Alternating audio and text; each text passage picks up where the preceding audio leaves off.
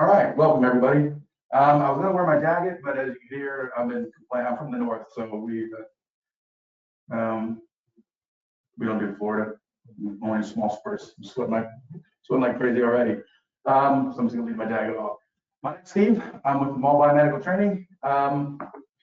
Basically, real short, what we do is we teach contrast injectors. We teach the BMETs how to operate, maintain, clean, calibrate, calibration, verifications, and repairs for contrast injectors. We basically take the BMETs from having absolutely no knowledge of all the contrast injectors to basically making you the in-house subject matter expert on them. You can do that in one day per model. Real quick, my background, I'm from Ohio, born and raised. Joined the Air Force after I graduated from college, and that's where I became a BMET. I was BMET in the Air Force for 11 years. The first 7 years I was in the Air Force, I was actually a BMET. And then the last 4 years, I was actually a BMET instructor and curriculum developer. That's how I got into training. When I got out, I wanted to stay in training. I realized I like teaching this stuff more than actually doing it. So I stayed in training. And then that's what ended up taking me back to Ohio. I didn't intend to go back to Ohio. It's just when I got out, I wanted to teach X-ray, and at the time, there were 2 companies in the United States that taught X-ray, and they were 2 miles apart from each other in the same town up near Cleveland. So that's how a Cincinnati kid ends up in Cleveland. But yeah, that's it. I worked for them. I got out of the Air Force in 2001, and then I worked for Dytech until 2008. And in 2008, I left and I started Maull Biomedical Training, and we've been doing this ever since. All right. Now, real quick, does anybody have any working knowledge? I know at least one of you guys been to my class before. How many of you have a decent knowledge of contrast injectors? Is there any experience with them at all? No, just my former student. Better raise your hand. All right, that's perfect. That's exactly what this class is for. So this class is about an hour long, and this is not going to be any specific information about a specific model. This is contrast injectors in general. It teaches you basically the different types, how you use it, operations, basic operation functions of it, and different aspects of maintaining things like that, right? But before we get to that, now everybody has a manual. Now the manual will somewhat follow the presentation. For the most part, it will. There's probably a little more things in the manual than in the presentation. This presentation, this could be a 1 hour, 1.5 or 2 hour presentation, and they opted for the 1 hour version, but everybody has the books, provides a little bit more information than the presentation will. And then you also have a folder. In the folder is my business card and just a bunch of Maull Biomedical propaganda, all right, information about the training, PM kits, tool kits, things like that. All right, so if anybody has any questions, obviously you can ask me afterwards, or we have a booth in the trade show tomorrow. Okay, all right. Before we get started, just so everybody's on the same page, does anybody in here have absolutely, best way to put this, does anybody here strictly biomed, no imaging background at all? Basically, I'm asking, does anybody have no imaging background? Okay, several of you. All right, so it's really very simple. All right, let's say this is my X-ray tape. All right, I'm going to go into what these machines are used for. Okay, so let's say this is my table, my X-ray table. Patient's on the table, X-ray tubes up here, and the film, the image capturing device. It used to be film, now it's a CR or a DR plate, something like that, that's underneath or inside the table. All right, now patient's on the table, X-rays come out of the X-ray tube and go into the patient. All right, let's say all the X-rays that come out of the X-ray tube go into the patient. It's not 100% true, but for our purposes, it is. All right, now some of those X-rays that go into the patient will pass through the patient and strike that imaging detector inside the table. Some of the X-rays that go into the patient will be absorbed by the patient. We need both things to happen, because when X-rays strike that imaging plate underneath the table or inside the table, when the X-rays strike that plate, that part of the plate starts to turn dark. And the more X-rays that strike that plate, that part of the plate gets darker and darker and darker, and it can eventually just go completely black. The image will be completely black. So it starts off as a white blank image, and as X-rays strike it, it starts to turn dark in those areas. Now, if, say, all the radiation that we fired into the patient passed through the patient and hit that plate, the entire plate would be dark. All right, you would have no image. Thank you. All right, if all the radiation that went into the patient passed right through the patient, hit that plate, the whole plate would be black. If The opposite happened. If all the radiation we fired into the patient were absorbed by the patient and no radiation struck that plate, the entire plate would be white. Again, no image, all right? So we need some absorption and some penetration of the x-rays by the patient. Now, the odds that that x-ray photon are going to pass through that patient is determined primarily by the thickness and the density of the body part that X-ray photon happens to strike. Now, bones are thicker and denser than soft tissue. So a bone is more likely to absorb an X-ray photon than just let it pass right through it, where soft tissue is more likely to just let X-rays pass through it. So that's why if you guys ever seen like an image of a broken arm or a leg or something like that, the bones show up as lighter areas on the image and all the soft tissue is black around. That's because the bones are thicker and denser, those absorb the x-rays. So that part of the imaging plate that's underneath the bones don't get struck by any radiation. And the soft tissue areas let the x-rays pass right through. So those areas of the plate underneath that body part get hit by radiation and turn dark. Does everybody follow that? All right, that's basically imaging, modern day imaging in a nutshell, okay? Now, for the most part, when we take an x-ray of a body part, blood vessels don't show up. Arteries and veins don't show up. And most of the time, they don't care. We're taking an x-ray, most of the time we're looking for bones, all right, bone structure, all right? They don't care if the blood vessels don't show up. But sometimes we do care. Sometimes the doctors, that's why we're doing this. We want to see the blood vessels. But blood vessels are neither thick nor dense. Blood vessels are terrible at absorbing x-rays. X-ray passes right through a blood vessel like any NFL quarterback passes through a Cincinnati Bengals defense. Very easy. There's a theme to my thing. Notice the colors. You guys go to my booth? Yeah. Anyway, so blood vessels don't typically show up on x-rays. Again, most of the time that's fine because that's not what we're looking for, but in the cases where we do want to see the blood vessels, we have to put something in that blood vessel during the x-ray procedure to make it absorb x-rays. That's what that's for, okay? That's what these contrast injectors for. During the imaging procedures, whether it's CT, MRI, or angio, okay? During the imaging procedure, we are going to inject this fluid into that specific blood vessel during the x-rays so that that blood vessel does absorb the radiation, and that part of the body, that blood vessel does show up as a lighter area on the image. And that, in a nutshell, is what's referred to as angiography. All right, angio means blood, ography means the viewing of, angiography is literally the viewing of blood vessels. Okay? Now, any questions before we get rolling? All right. Very good.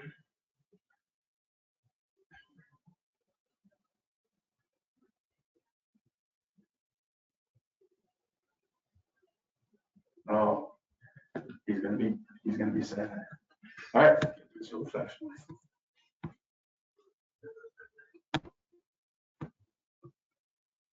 All right, like I said, angiography. This is an example of an angiographic image. Now, if you're really sharp, and you do have some imaging background, you realize that this is the exact opposite of what I was talking about.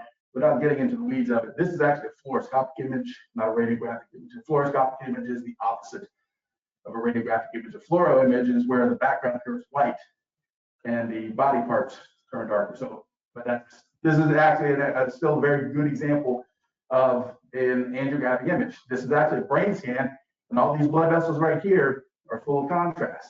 So the radiation passing through actually allows these blood vessels to show up. If there were no contrast in these blood vessels at all, this would just pretty much be a blank white image. So the fluid in these syringes are what actually allows us to see the blood vessels in the patient's body parts. Now there are, and I mentioned this earlier, there are 3 types of contrast injectors. There's angio, CT, and MRI. Now all contrast injectors, make, model, manufacture, all contrast injectors are, for the most part, 95% the same. All right. Now each one will have its own little bell or whistle or feature that's kind of unique to that particular model, like this one, for instance. But whether it's an angio injector, CT injector, or an MRI injector, whether it's a Stellan, a Mark 7, a Rovus, a Mark 5 Plus, Angio Lumina, they're all pretty much the same. The operation of them is the same. The maintenance of them is mostly the same. Things like that. And I tell my students all the time, these contrast injectors, they're sort of like infusion pumps in the sense that you've seen one, you've seen them all, right? If you learn how to operate and do the maintenance on one, you can pretty much do the operation at least on all contrast injectors. They're like infusion pumps. They're like defibrillators. You know one, you've seen one. For the most part, you've seen them all.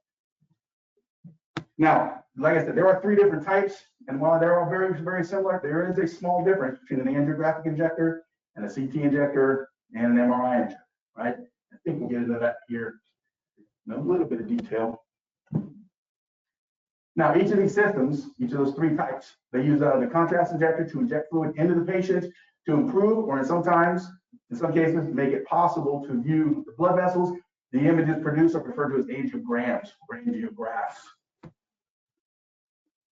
Now, for CT and MRI injectors, all right, CT and MRI injectors, the way they get the contrast fluid into the patient is via an IV needle.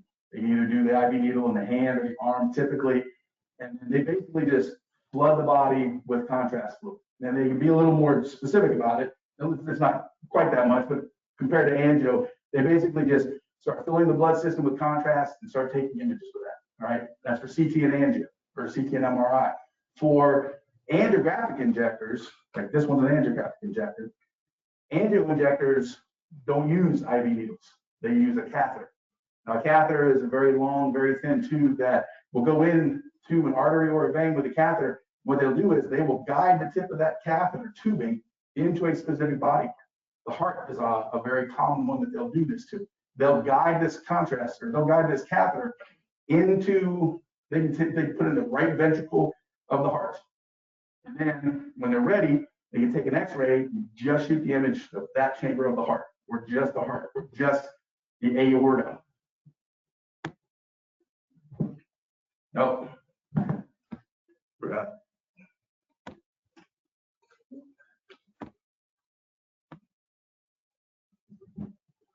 Yeah, like I said, angio injectors, inject the contrast medium through a catheter. Just over the next 12 to 24 hours, the patient's kidneys just naturally eliminate the patient's or the contrast from the patient's blood system. Now, when it comes to contrast, going backwards? Where are we going backwards? Oh. Now, when it comes to manufacturing contrastors here in the United States, for the most part, there's three dogs in this fight, and then there is a definite pecking order amongst the 3. The biggest, by far, is Biomedical. All right, they're probably 85+% of all contrast injectors in the entire planet, including North America. All right, the next one behind them is Florsheim, Maull. I think that's still their name. Old Tyco, Covidian, they get bought out quarterly, it seems like. Nothing wrong with their contrast injectors. Great contrast injectors, they are just a much smaller portion of the market. They are bigger in Europe and Asia than they are here in the US, but there's still a strong presence of Tyco, Covidian contrast injectors here. The last but not least, Bracco EZM contrast injectors, they are the smallest manufactured contrast injectors here in the United States. Not a ton of them out there, but they are actually starting to make a little more headway. Their assist CDI injectors getting more and more popular as we go on. They're still very far down the chain when it comes to market share of contrast injectors, but they're definitely have presence here in the US. There's a couple other small manufacturers that have some, but I mean, very few. All right, but those are by far the 3 biggest makers of them. Now, this is another example of what I was talking about. This is just shows this image right here. This is an image of the heart, and then the big bright area in front, that's the aorta. Now, the heart is typically about the size of your fist, and the aorta is typically about the size of your thumb. So the heart is a bigger, thicker, denser object in this image. The aorta is smaller, thinner, less dense. But because we have filled the aorta with contrast and the heart behind it, at this point basically has no contrast in it, we're firing radiation into this patient's heart. It blasts through the heart because the heart is just soft tissue, but the thinner object there, the aorta, which is at this point full of contrast, pretty much no radiation gets through that. So that's why the smaller, thinner object shows up better even next to the bigger, brighter image. All right. So intravenous contrast highlights the blood vessels, enhancing the structure of the organ. Once the contrast is injected into the bloodstream, it will circulate throughout the entire body. The X-ray beam passing through the patient in CT and angio, or when it comes to MRI, the RF energy released from the patient, in the case of MRI, is enhanced. The anatomical structures are enhanced by the process and show up as lighter areas on the image. I feel like I'm going fast. I know I got to get this done now. Too bad. I'm sorry, say that again? What is the contrast mean? For angio and CT, because like this is an angio injector and CT. Both the angio and CT use X-ray tubes to produce the radiation that produces the images. All right. So for angio and CT, it's I'm going blank. All right. For MRI, it's gadolinium. All right. Iodine. Sorry. For angio and CT, it's an iodine-based contrast fluid. All right. Because, and I tell my students this all the time. I don't know why you just hit the I believe button. Iodine stops X-rays. Don't know why that is. It's actually due to the atomic structure of iodine, the number of electrons in the valence shells around the atom, the nucleus of the atom. But long story short, iodine blocks X-rays. It just does. So for angio and CT injectors, because they use X-ray tubes to produce the images, it's an iodine-based fluid. For MRI, for those of you who know who MRI a little bit, MRI is a magnetic base, or it uses a magnetic field and RF pulses to produce the images. Iodine has no effect on magnets or RF pulses. So they have to use a different kind of fluid. It's called gadolinium in MRI injectors. And what gadolinium does is it actually dampens the effect the magnetic field has on the RF pulses produced by the patient during the procedure. It's all very technical. But to answer your question, there's iodine-based for CT and angio, and there's gadolinium-based for MRI. Now, when it comes to us, when it comes to BMETs, that means nothing to us as far as operation and maintenance of the injectors. When it comes to what we do, and as a matter of fact, during your PMs and repairs and things like that, you just use water. You don't even have to use real contrast when we're doing what it is we do. All right. Any other questions? Now, you just beat me to the punch. For X-ray and CT, it's an iodine-based fluid. And for MRI, gadolinium is used. Is anybody here an MRI person? I'm doing good. Anybody know MRI people? So I can literally tell you anything. You believe it. All right, perfect. Now how MRI works, the patient actually gets slid into a magnetic field. Everybody, I'm sure we're all BMETs. I'm assuming, so everybody knows what an MRI looks like. The patient actually gets slid into the gantry.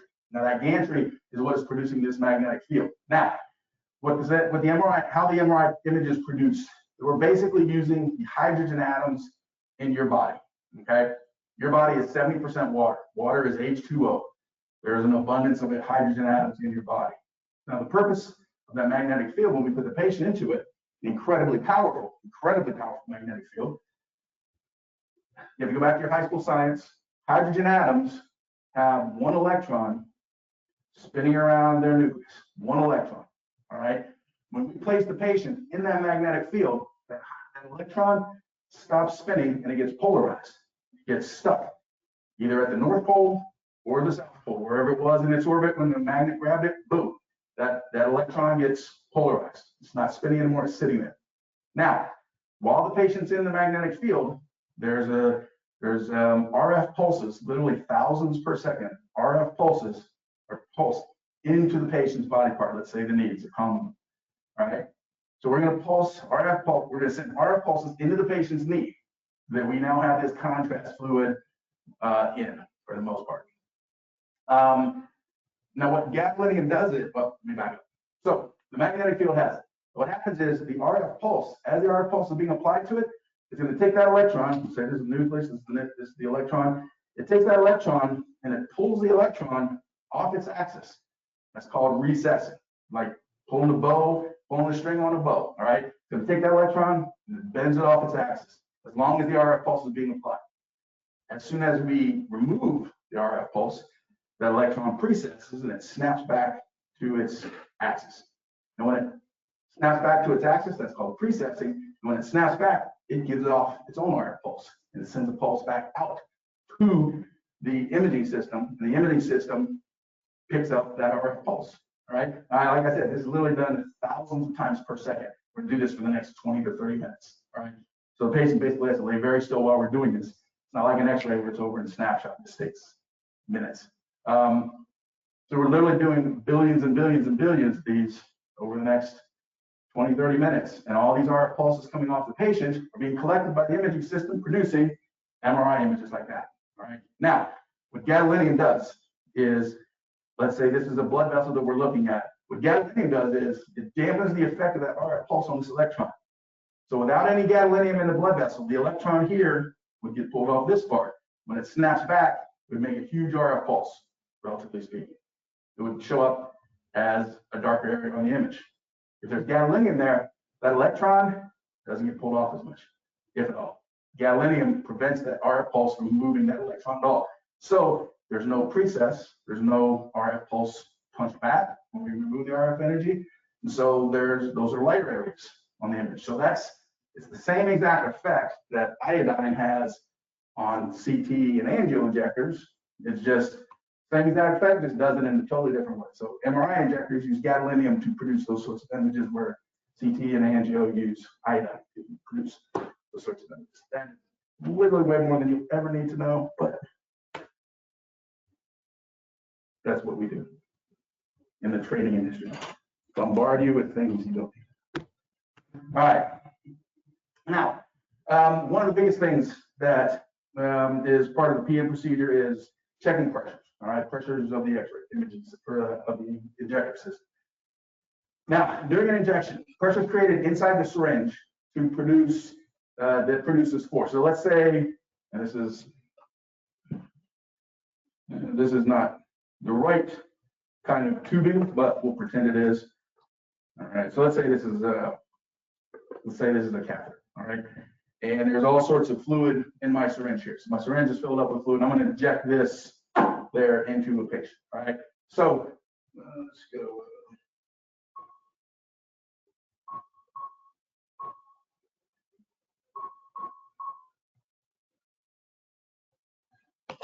All right, so we're ready to roll. I do the injection. All right, and tilt the head down. Talk about that later. I'm going to do this injection. Now there's fluid coming out of the syringe. Would I be wrong? Oh. I'll talk about this in a minute. All right, now.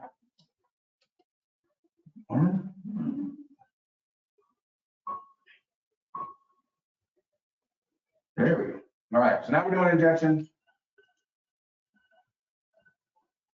All right, so what happened was my syringe pushed the plunger forward and it pushed fluid out of this little pinhole right here, or out of this tube right here. All right, so let's say that the size of my needle here, right, or the size of my tubing is really, really big. All right, and I want to shove a massive quantity of fluid. Let me back this up. I'll just do it manually. All right, so I'm going to do an injection where I'm going to have fluid come out of here, but I'm going to do it through a really big tube, and I'm going to do it really slow. All right, so let's say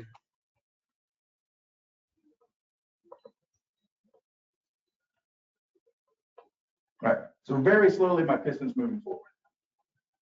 So fluid is barely trickling out of this syringe, or out of this catheter tube. All right, in an instance like that, there's not a whole lot of fluid, there's not a whole lot of pressure gets built up inside the syringe. Very little pressure gets built up inside the syringe. All right, and that's what pressure numbing is. I'll get to that in a second. Now, let's say we're going to do an injection with the opposite parameters. A really, really thin needle or a really, really, really thin catheter. We're going to do it really fast. Let's say same, different injection, but we do it And at full speed, we do it much faster. All right. So if you're going to shove a massive quantity of fluid, this 150 milliliters of fluid out of this little tiny needle, we're going to do it in like 2 seconds. I want to shove this whole fluid of syringe, this whole syringe full of fluid out of this little thin needle. I want to do that in 2 seconds. That would build up a massive amount of pressure inside the syringe during the actual injection. A massive quantity of pressure would get built up inside the syringe. When we get here, where the fluid is actually coming out, it's going into the patient, we're down to basically 0 PSI at that point, nearly 0 PSI. But here, inside the syringe, if I want to shove all this fluid out of the syringe in 1 or 2 seconds, that means that piston is moving forward really fast. And we're trying to shove a lot of fluid out of a little tiny pinhole. That's going to build up a lot of pressure inside the syringe. Whereas if I shoot a really slow injection, I'm doing 1 milliliter per second out of that same size hole, there's much less pressure built up inside the syringe during the actual injection. Does everybody follow that? Any questions? All right. So one of the major things that the operator is going to select on this on the control panel is pressure limit. And the pressure limit is we're going to tell the machine the maximum pressure we will allow inside the syringe during the actual injection, right? And for an angio injector like this one, they can go up to 1200 psi, 1,200 pounds, 1200 psi of pressure, again, in the syringe. That doesn't get anywhere near the patient, all right? By the time we get, even if it's 1,000 psi here, by the time we get here, it's almost down the mill, all right? But that's what we tell the system. When we set a pressure limit, we say, do not exceed this pressure limit. Let's say it's 800 psi. Don't exceed 800 psi in the syringe. Now, the primary determinant of how much pressure gets built up in the syringe, the primary determinant is the flow rate. The faster the injection, the greater the pressure we're going to build up inside the syringe. There's some other things that do have a little bit of effect with the pressure inside the syringe, such as the width of the needle, or the width of the tubing, the length of the tubing. Longer the tubing, the greater the pressure, thinner the needle, greater the pressure. But the primary determinant is the speed of the injection, the flow rate. Okay. Now, and there's basically 3 things that the operator has to select. Whenever we're doing an injection, there's other parameters the operator can select, but 3 things that have to be selected is you have to tell the machine the flow rate, the speed of the injection, you have to tell them the volume, how much contrast we're going to inject into the patient, and the third thing is pressure limit. Okay. Those 3 things have to be selected. None of those can be left blank. Other things, rise times and delays and stuff, those can be left 0, but those 3 things have to be selected. Okay. Now, the purpose of the pressure limiting, and this is probably the biggest misconception of pressure limiting. Pressure limiting is not for patient safety. It is in a way, but it's not for patient safety. When we say don't exceed 800 psi, we're not saying don't put 800 psi in the patient. That would really be bad. But the purpose of the pressure limit is to protect the syringe from rupturing during the actual injection. Okay. The pressure limit, when we say don't exceed 800 milliliters of pressure in the syringe, we're saying that is for protection of the syringe and the tubing. Okay. Now this is an angio injector, so let's pretend this is catheter tubing. Okay. One of the questions I'll get is, well, how do they know what pressure limit to set it to? I mean, I have my flow rate, my volume, and my pressure limit. The flow rate and the volume, that's determined by the procedure we're performing and to some extent the size of the patient, okay, and the body part of the patient we're shooting to. All right, so that's the flow rate and volume. How do we know, or what determines what's the pressure limit I'm supposed to set? Okay, now the answer to that, anybody happen to know? No, besides you? Okay, there's no reason for you to know. I'm just curious if anybody did. All right, now think about it this way: there's 3 components in this fluidic chain. I have a syringe, and then I have connector tubing, and then I have a catheter. All right, so I have my syringe, then the connector tubing goes from the syringe to the catheter in the patient, and the catheter is in the patient, then the tip of it's in the kidney or the heart or the brain, even something like that. All right, so of those 3 things, the syringe, the connector tubing, and the catheter. Which of those 3 would we least like to explode due to an overpressure incident during an actual procedure? Anybody? The syringe? Anybody have a different guess? Which one would be horrific if it exploded? the catheter. That's inside the patient, all right? We cannot have the catheter rupture during this procedure, all right? If the syringe explodes, yeah, I mean, that's scared everybody and it sucks, but nobody dies, all right? The catheter inside the patient is what determines the pressure limit we set here. Every catheter that you get, there's some information on that packaging, and one of the bits of information on that packaging is maximum pressure limit. Whatever that pressure limit is. If that pressure limit says 750, that's what they select, all right? So the pressure limit is selected is determined by the rating of the catheter that's going inside the patient, okay? Now, here's another thing too. This is a little advanced stuff, but oftentimes the operators will see that. They'll say 750 PSI. Oh man, 750 PSI. Where's this catheter going? In his brain? Oh my gosh, 750 PSI, that sounds like a lot. Let's just dial that down to 300 PSI. Just 300 PSI in your brain, that'd be no problem. All right?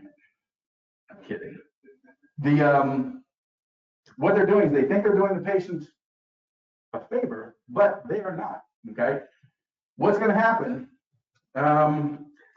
if we're doing an injection and the system hits its pressure limit, say we set it to 300 PSI, we're gonna do an injection of 12 milliliters per second, 50 milliliter volume, 300 PSI. We're gonna do it through a little tiny catheter, all right? You do the injection, and that is a pressure limit way too low. A flow rate of 12 milliliters per second through a catheter this size will easily exceed 300 PSI, okay?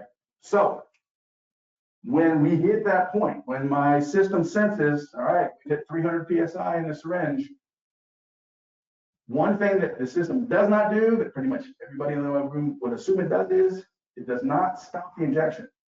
When the system hits its pressure limit, it doesn't stop the injection. It doesn't shut it down, okay? And the reason for that is we're doing an injection right here at this particular moment.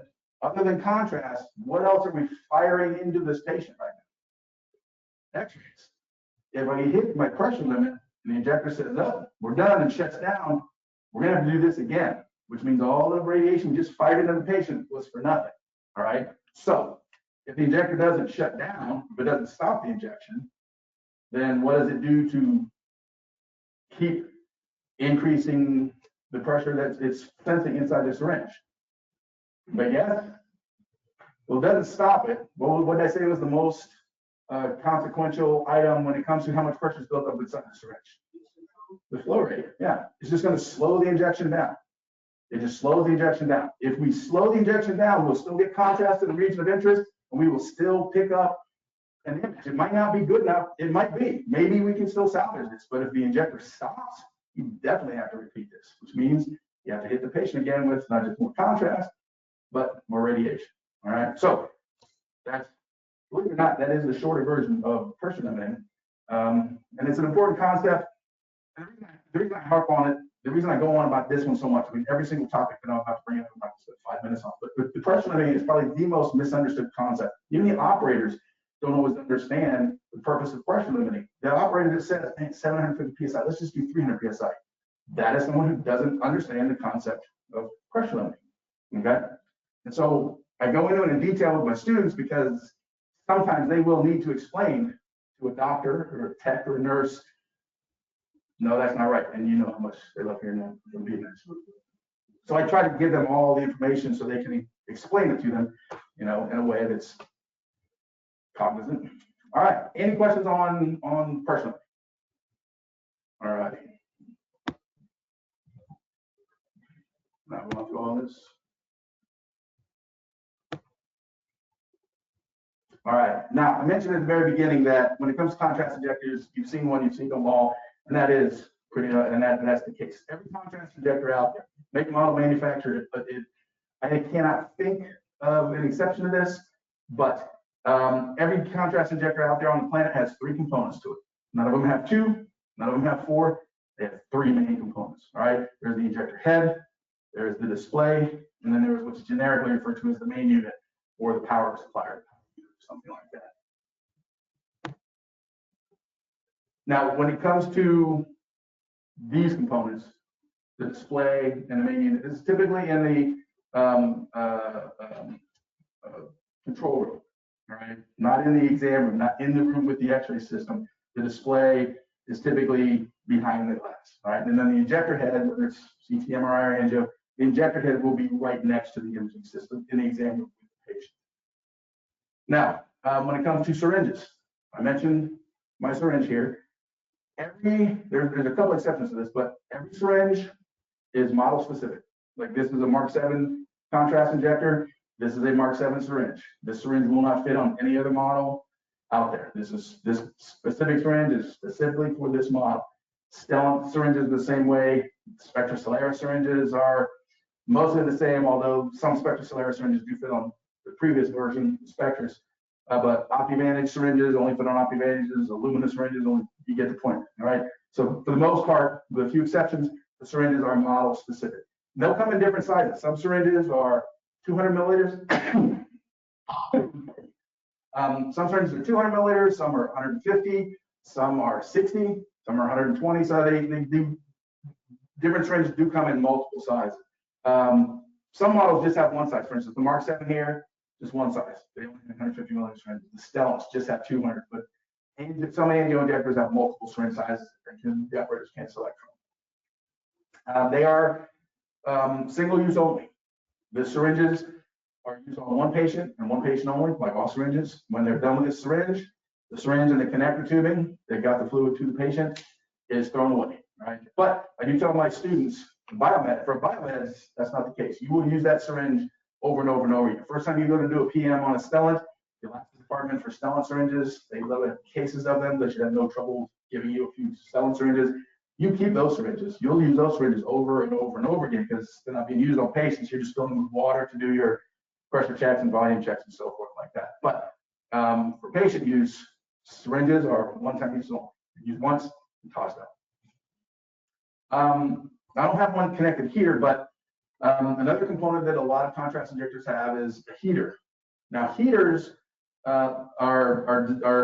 they literally snaps around the syringe, or in this case, the pressure jacket here. That my syringe is in.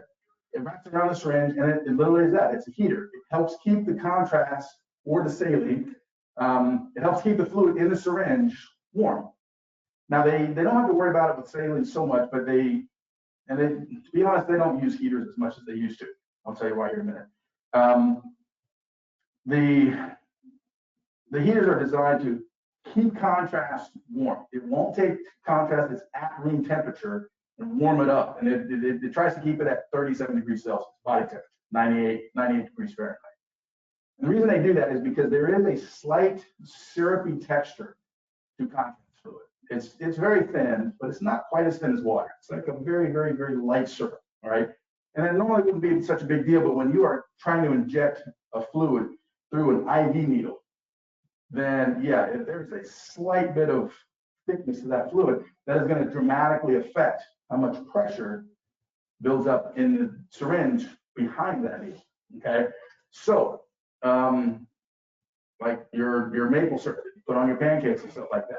What happens to that syrup when you heat it up, put it in the microwave versus in the fridge? When you heat it up, it gets thinner, it gets runnier, okay? And it tastes better. Why is that? That's weird. Same thing, except for the taste thing. Same thing for contrast. If I warm contrast up, it will make it thinner. It will lower the viscosity of that fluid so it will flow more easily through a very thin IV needle. So it's basically helping keep the pressure in the syringe down. That's why they keep the contrast in it warmer, and then they fill the syringe up. And then sometimes they'll actually put a warmer on the syringe to keep it warm. Now, again, it won't take room temperature fluid and warm it up to body temperature, but it will keep that fluid warm longer. However, as I mentioned a minute ago, they don't really use warmers nearly as often as they used to. And the big thing is primarily used with CT, right? MRI injectors don't use warmers. Angio, they have warmers for them, but again, they don't use them as often because the system can shoot such high pressures that the little extra pressure that cool fluid would produce doesn't really affect them. I mean, angio injectors can go up to 1,200 PSI and still be okay with it. Okay, it's just due to the nature of the injection. CT injectors, on the other hand, they only go up to 300 psi. And so a little bit of extra viscosity could put us over that pressure limit, all right? But the reason they don't use heaters so much anymore is due to the technology advances in CT, which has been around for a while. And I'm talking about multi-slice CT, spiral CT.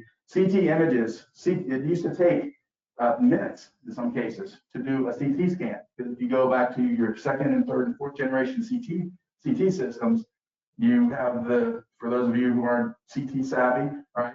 There's an X-ray tube in a gantry and a donut, and that X-ray tube spins inside that donut. And one rotation used to be one slice of the patient, okay? One image, okay?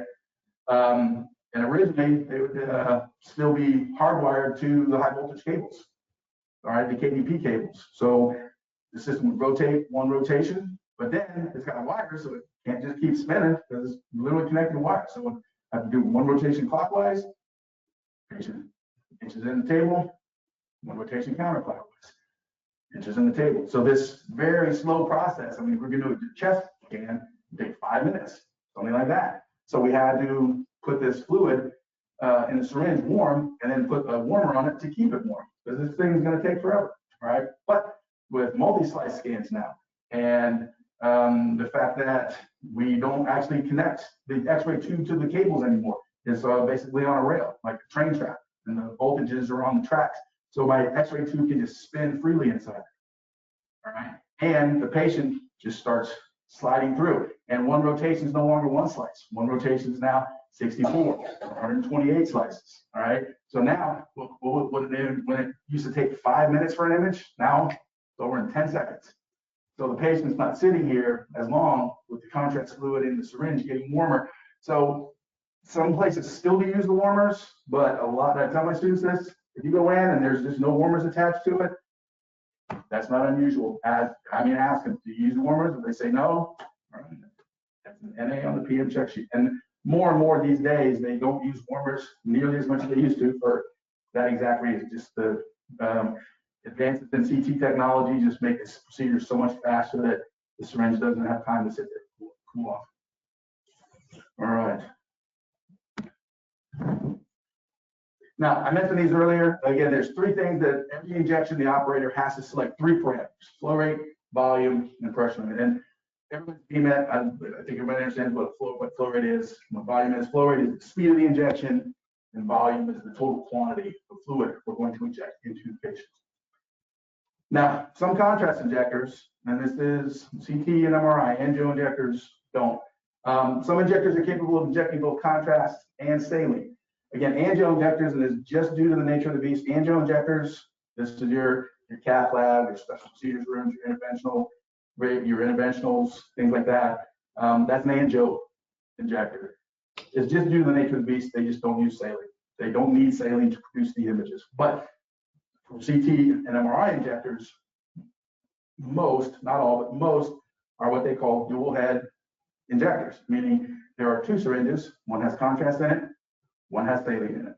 And there's multiple purposes of the saline. Sometimes they just call it flush. And it's literally just they use the saline to flush out the contrast after the injection procedure is over out of that particular area of the patient. Sometimes they'll use the saline to bottle up the contrast. Without getting into too much detail, contrast mixes with blood relatively easily. So if I inject contrast into a patient's bloodstream, and that's another thing too you have to keep in mind when it comes to this contrast. Every time, let's just talk angio, for instance. Whenever we want to do an injection, let's say I want to see this blood vessel right here. Okay, I want to see that blood vessel right there. So I have to time it up that I'm injecting contrast fluid into this blood vessel while I'm taking the X-ray. Okay, sounds easy, but this is a living patient. All right, patient heart is beating. So if I put contrast in this blood vessel right here, is literally going to be there for about 1 second. As soon as the heart beats, it moves. Heart beats again, it moves again. Okay, so sometimes what they'll do with like CT procedures, for instance, instead of filling the whole patient up with contrast, what they'll do is something called a CT chase. I'm just going to put this much contrast fluid in this patient. Every time the heart beats, it moves that quantity of contrast. Heart beats again, it moves it again. Heart beats again, it moves, it moves, it moves. So what they'll do is they will basically set the system up so that the X-ray tube and the cable basically chase this just the little quantity of contrast. They'll just follow it down the patient. So the final image looks like the whole patient was lit up, but actually we just took shots as it was moving and stitched all the images together. So now it looks like the whole patient had fluid in it. Those are some of the images. So to do something like that, the reason I brought that up, contrast mixes with blood relatively easily. So every time the heart beats and it moves that contrast along, it's going to mix with the blood a little bit, and basically it'll get diluted. The further we move it along, it'll get more diluted, more diluted. So the end of the image might not look as bright as the beginning of the image, because by the time we got down here, and now it's kind of all mixed together. All right. But one of the things they'll do to combat that, they will shoot saline followed by contrast, followed by a little bit more saline. So now in this blood vessel here, I have a quantity of contrast, and on either side, it's guarded by saline. Now, for whatever reason, contrast does not mix with saline as readily or as easily as it does with blood. So now, every time this contrast gets moved down the patient via the heartbeat, that quantity of contrast stays tighter for a longer period of time. So the images look better as it went through. That's another purpose of the saline fluid solution. Another purpose of the saline solution is for digital angiography. Have you guys ever seen those like three-dimensional images? It's a CT image, and that's a three-dimensional image of the patient and of like the heart. Okay, no other body parts, no soft tissue around it. It's just the CT made a three-dimensional image, a detailed three-dimensional image of just the heart. Okay, and the blood vessels going to it. How do they do something like that? It's called digital angiography, digital subtraction angiography. They'll do two shots. All right, I will take a shot of the heart filled with contrast. All right, then I'll do a second shot of the heart filled with saline. All the other body parts, all the soft tissue around it for both images were exactly the same. All right, no difference in the darkness or the densities or the lightnesses of the surrounding body parts on both images. All right, the only difference is my shot with the contrast, the heart is going to be very, very bright. The shot with the saline in it, saline doesn't block X-rays, so it can pass right through it, so the heart's going to be very, very dark. Then what the CT system will do is, or the software in the CT system, they'll look at the two images and say, okay, these two images, I'm going to delete all the pixels that stay the same for both shots.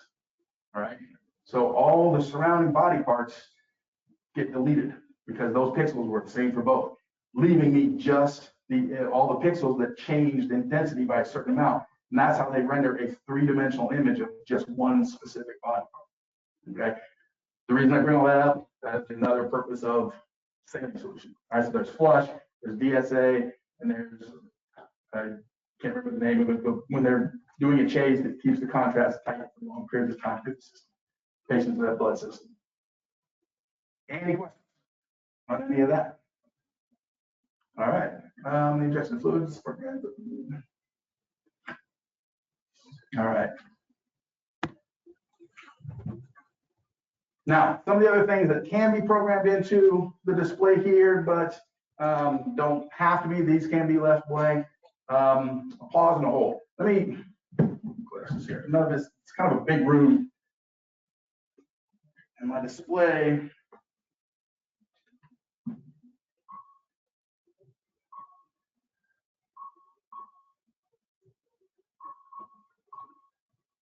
All right. I apologize again. This room's pretty deep, so some of you might not be able to see it. But this right here on my display right here, this area up here, this is my selections for flow rate and volume. All right. For angio injectors, you can program up to what are called 4 phases. Right. Now a phase, let's say for instance, this line right here. All right. So this first line right here, I can't see the numbers off the top of my head without my glasses, but the first line right here, let's say it's a flow rate of 5 milliliters per second, total volume of 20. So this first line right here, I have programmed an injection, flow rate of 5 milliliters per second, volume of 20 milliliters. All right. But then for whatever reason, I want to follow that up. I want to change my flow rate, all right? I want to slow it down or speed it up, okay? Whichever, all right? I have to program a second phase, a second injection. So the second row there is changing my flow rate to say a flow rate of 10 milliliters per second, and a volume of 50 milliliters. Then I can program a third phase.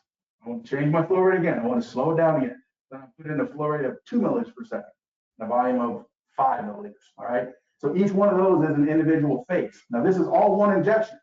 When I hit the inject switch, the injector will go through all three phases back to back to back to back. I don't have to keep hitting the button over. That is one injection. That's just a three-phase injection. And for angiographic purposes, the only reason you would do that is because you want to change the flow rate in the middle of the injection for whatever reason. There's many reasons you would do it. Okay, but that is a multi-phase injection. Okay, now the reason I brought all that up, there are other options. All right, let's say phase 2 here. All right, I have my phase 1 where I shot a shot, and then for whatever reason, after that first injection or that first phase of the injection, I want to stop the injection temporarily. All right. Now there's two options for that. So there's a pause and a hold. Now they sound like the same thing, but they're technically not. A pause is I want to stop the injection for a specific length of time. I want to pause this injection for 5 seconds. All right. Then when that 5 seconds is up, I want the injector to automatically move on to the next phase and start whatever that is. All right. So a pause is a stoppage of the injection for a predetermined length of time. All right. Now a hold is a stoppage of the injection, but it's indefinite. If I put the phase 2 here, I put a hold. So do that first phase injection, then stop. Don't restart the injection until the operator initiates it, however long later on that is. All right, that's the subtle difference between a pause and a hold. They don't use pauses very often. They're usually holds between injections, but those options are there for the patient or for the operators. Pauses and holds. Now, some contrast injectors, most contrast injectors are capable of actually being interfaced with the imaging system. I mean, and this is one of them. There's a port on the back of the power unit here. It's just a cable, goes from the power supply, the main unit, to some cabinet in the imaging system. And what that does is that's called ISI, Imaging System Interface. Basically, what that means is the imaging system is talking to my injector. Now, what that does is that allows the operator to, instead of, if you think about it, I have my inject switch here that I have to hit to start the injection. And then the operator also has an X-ray exposure switch on the CT or angio injectors or angio imaging system that they have to hit the exposure switch also to start that procedure. If the items are interfaced, then I just have to hit one of those buttons. I don't have to hit both. I don't have to hit the exposure switch and the inject switch at the same time to start them. You just hit one and it starts and stops both of them. So that's one of the several reasons we would interface the contrast injectors. Not all, like MRI, for instance, they don't do that. No MRI injector interfaces with an MRI system, but angio injectors do and CT injectors do. And in the real world, it's 50-50. They might be interfaced, they might not. It's not unusual. If you're, as a BMed, if you're walking in and you see an interface, you're like, oh man, it's almost never happens. No, it's about 50-50. Some of them do, some of them don't. It just kind of depends on how they use the room.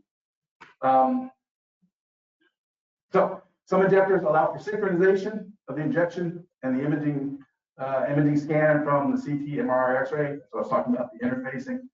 Sometimes the injector and the imaging system interface, and the synchronization of the two is electronically achieved. Sometimes there's no interface. There's two types of delay. And the reason you would do that, the reason I would do that, one of the big reasons you would want to interface, and I have these two buttons now. Okay, one of the big advantages of interface is sometimes I don't want to start both. I mean, if both my imaging system and my injector, I just want to both fire off at the same time, that's kind of easy. Bang, and they both go. No big deal. But a lot of instances, I want to start my injector first. And then like 1 or 2 seconds later, I want the imaging system to start, or vice versa. I want the imaging system to go. 3 seconds later, we'll start hitting the patient with the fluid, all right? That makes it more difficult if I have two buttons. Now it's like, you hit one Mississippi, 2 Mississippi, 3 Mississippi, go, right? I mean, achievable, but not very scientific, all right? one of the advantages of interfacing the systems is now both systems are controlled with the hit of one button, right? You hit the exposure switch, both the imaging system and the injector start going, right? But what if I don't want them to both start at the same time? That's when you can program what are called delays. There's a couple kinds of delays, right? There is scan or X-ray delay, which is the same thing, and there is inject delay. Now, inject delay, we'll start with that one, right? With an inject delay, if I program on my contrast injector, I program a 1 second inject delay. That means I want the imaging system to start imaging, and 1 second later, I want the injector to start injecting. Simple enough. So I program a 1 second inject delay. Now I hit the exposure switch, the imaging system starts imaging. 1 second later, the X-ray or the injector kicks in. I don't have to wait 1 second and manually punch that button. It just makes life easier for the patient or easier for the operator, right? The opposite of that is if I'm going to program an X-ray delay or scan delay. That's where the injector starts injecting, and then 1 or 2 or 3 seconds later, the imaging system kicks in. All right, same thing. I hit that one exposure switch, or I hit the one inject button. The injector starts injecting. So many seconds later, the imaging system kicks in, starts doing its thing. Just makes life easier for the operator. Any questions on any of that? Yes. Yes. Yeah, it's pretty standard. Yeah, especially with the two biggest manufacturers, well, the three biggest manufacturers now, you know, with the Bayer MedRads, Covidien Tyco, and the Bracco, their injector systems, it's pretty universal. I mean, they would probably, during installation, the injector manufacturer would probably have to contact the imaging company, GE, Philips, whoever, to find out exactly where to plug in.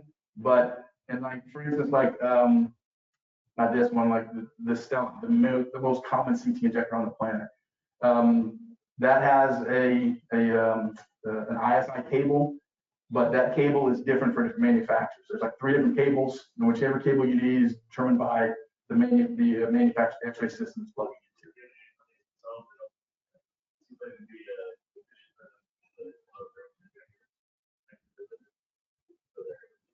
No, nobody does that. GE bought a Japanese company called Nomoto many years ago with the intention of doing that, but that was 10 years ago, and there's still practically 0 Nomoto contrast injectors out in the United States anyway. So, but yeah, I mean, what you said makes sense, but none of them have done it. And Bayer, like I said, Bayer is by far the biggest. So it's relatively easy for the imaging industry to deal with injector companies because there's like one that covers 85% of them out there. So all the imaging manufacturers, for the most part, just have to deal with Bayer MedRad. I mean, there's a couple models that they have to deal with Tyco, Covidien, and you know, a sprinkling of Braccos, but it's easy for the industry, for the imaging manufacturers. All right.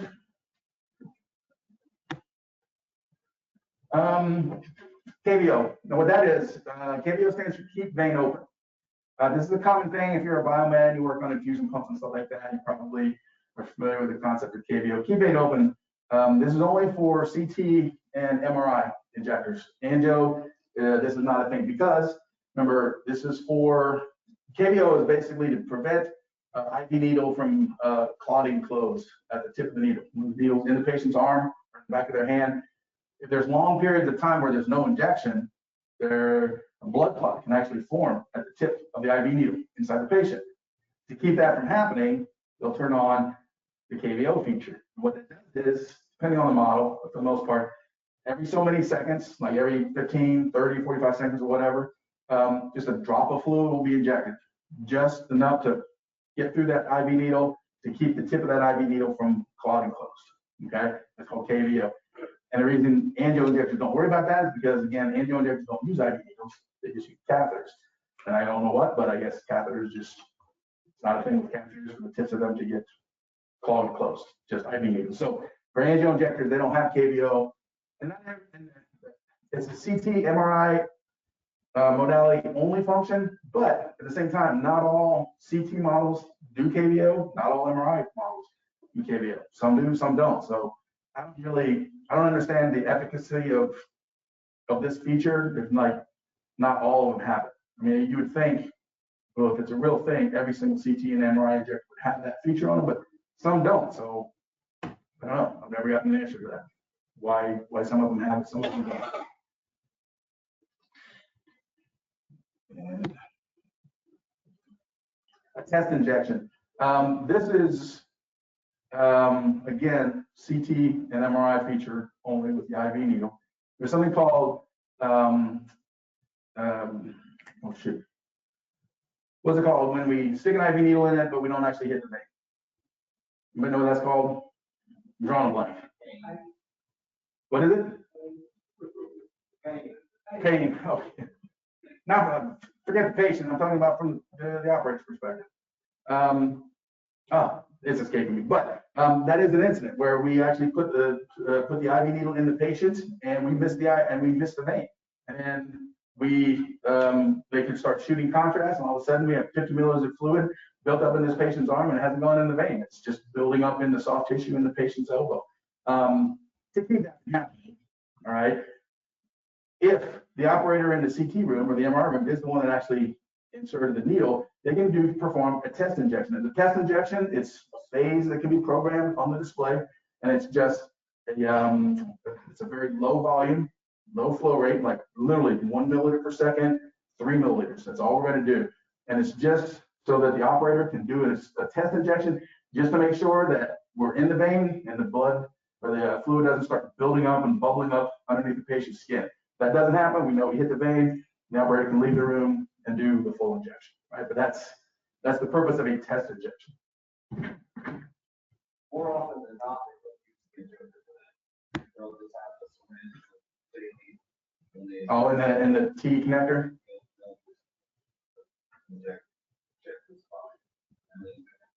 Okay, nope, I was not aware of that, but that does, in retrospect, it makes a lot more sense. It's a much easier way to do it. Yeah. No, thank you. I did not know that. All right. Now, just some functions on the injector head. Now, the Mark 7 here, this one is a little more advanced when it comes to other angio injectors. So this one actually has some more safety features that others don't. But for the most part, where are we at here? Enable button. So I have my syringe in the syringe well here, and then I have these 4 reverse load buttons. These are what we use to manually move the plunger up and down. Okay, but you'll notice if I hit forward, nothing's happening. It doesn't go forward or reverse. Now the reason for that is we don't want to accidentally, because we could be connected to the patient here. I don't want the operator to grab the head and move it or something. I accidentally hit a button, and now we're shoving fluid in one direction or another by accident. So, and pretty much all contrast injector heads have this feature. This button right here, there's going to be some little light that lit up on the head here. That's the enable button. The enable button basically makes these forward and reverse buttons live, makes them work. All right. So when I hit the enable button, now the piston does move forward and reverse. And pretty much every contrast injector head, it has that enable button, and it has that row of forward and reverse buttons. Some injectors, there's one injector that actually has a bar, and you push the bar forward, and the further you push it, the faster it goes, but that's pretty rare. That's a unique situation. Most of them have the forward and reverse arrow strips, and you can do multiple speeds. You can do very slow, like 1 milliliter per second up to 10 milliliters per second to manually push the syringe forward and reverse. And then if you really want a precise push of the plunger, then the contrast injectors have manual knobs. And I used to tell my students, the manual knob is literally if I just want to manually push the plunger forward or reverse without using the electronic buttons on the head.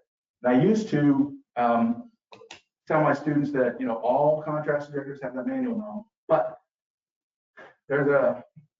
we just developed it, and this is why I know this now. There's an injector called the CVI. It's called the Assist CVI. Not overly popular, but it is gaining in popularity. I think because the manufacturer is giving the contrast injector system away and just telling the hospitals, all right, just enter an agreement. You'll purchase your fluids from us. You have to purchase your contrast fluids from us, and we'll give you the contrast injector, which is actually a good deal. These CVIs, I just developed. Anybody here from Racco manufacturing? Okay. I'm not talking bad. I'm not talking bad about Bronco, but I hate their contrast injector. This stupid thing. Oh my gosh. Like this thing here. I can take this syringe out whenever I want. I can fill it. I can move the plunger forward. I can move the plunger reverse. I can, everything. With the assist injector, you can't do any of that. You put the syringe in, and when that syringe is in, if you want to get that syringe out, you basically have to shut the system down. You can't just take it off and put another one in. It's an ordeal. There are no forward and reverse buttons. There's no manual on. If I just want to move that plunger forward 5 milliliters, too bad. Should have thought of that ahead of time. I hate this thing. Hate this thing. It's easy.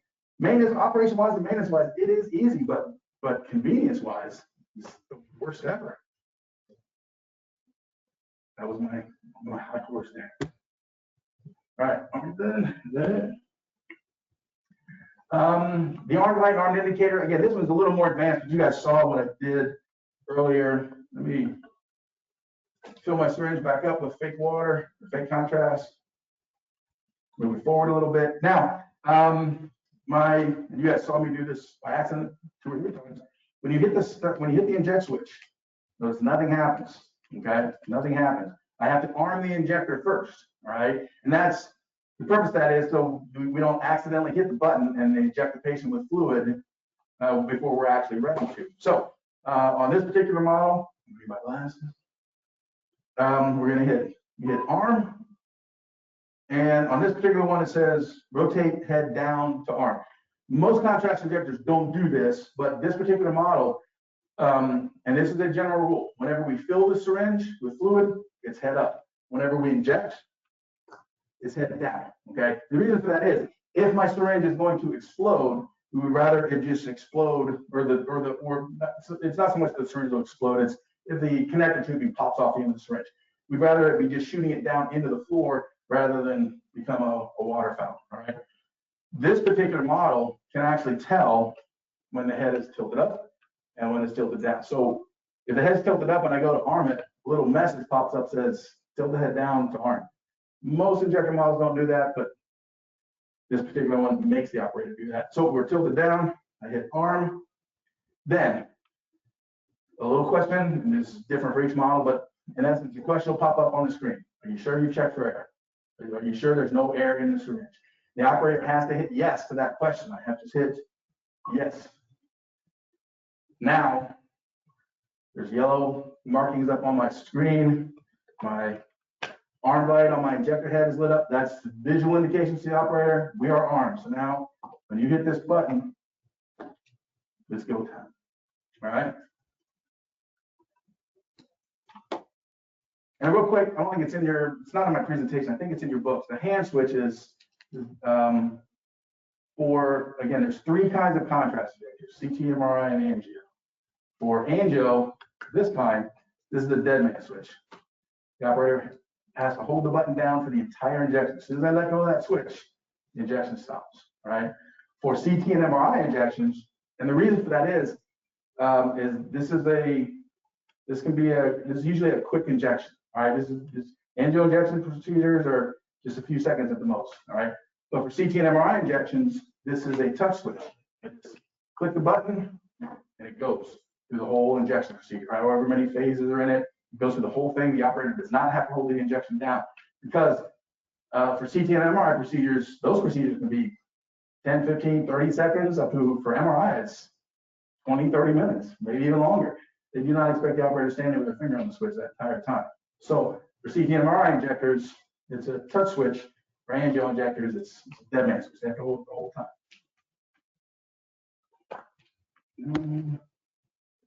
That is it. We have reached the end of our presentation. Does anybody have any questions?